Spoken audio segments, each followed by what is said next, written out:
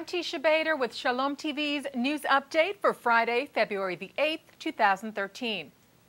One of the most serious problems in the Jewish community today is that of the agunah, a Jewish woman whose marriage is over but whose husband refuses to give her a Jewish bill of divorce called a get, which prevents her from ever marrying again. Well, the Jewish Daily Forward reports that in a Connecticut court today, a judge affirmed the constitutionality of a rabbinical court-sponsored prenuptial agreement meant to protect agunot.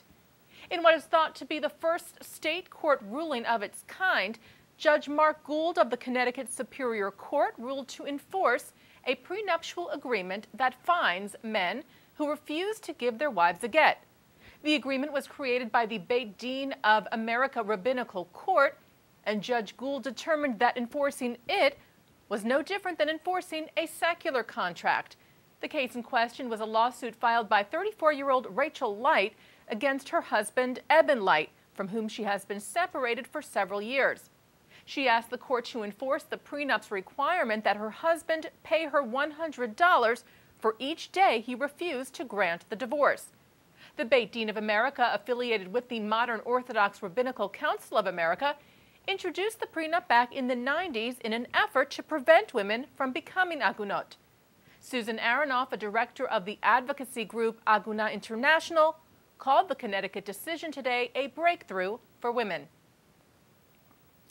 The Jerusalem Post reports that American Jewish leaders and Israeli politicians are looking to renew their efforts to call on President Obama to commute the sentence of Jonathan Pollard. With the president's upcoming visit to Israel this spring, a push for Pollard's release is expected. Activists in Israel are continuing to lobby President Shimon Peres to use his relationship with Obama to bring about Pollard's release. Jonathan Pollard was convicted of spying for Israel in 1987. He is serving a life sentence. Cyprus has officially upgraded the status of the Palestinian diplomatic representation in its capital city of Nicosia from diplomatic mission to embassy of the state of Palestine. A local paper reported that Cypriot Minister of Foreign Affairs Eratu Kazoku Markoulis, who is currently hosting a Palestinian delegation in the city, said the important decision was in line with the recognition of the Palestinian state by Cyprus and 7 other EU member states back in 1988. Markoulis made the comments after holding talks with Palestinian Foreign Minister Riyad Malki today. Cyprus also supported the Palestinians' bid last year in the United Nations General Assembly to upgrade their status to non-member observer state. Well, the Boycott, Divestment and Sanctions, or BDS Forum took place at Brooklyn College last night as scheduled. There had been strong criticism from the Jewish community of the fact that the college's political science department had co-sponsored the event, which seeks to delegitimize the state of Israel. And last night, about 60 protesters came out to demonstrate against the forum and to show their support for Israel, including alumni, concerned residents, members of the college's Hillel, and various local government officials. The Jewish Week reports that a New York State Assemblyman has apologized for remarks he made comparing Governor Andrew Cuomo's recent gun control legislation to the work of Nazis and fascists. Stephen McLaughlin, who is a Republican in the Capital District in Albany, had made the comments when Cuomo used a message of necessity to call a vote on the gun control legislation without the standard 3-day aging process. McLaughlin had said, quote, Hitler would be proud, Mussolini would be proud of what we did here, Moscow would be proud, unquote.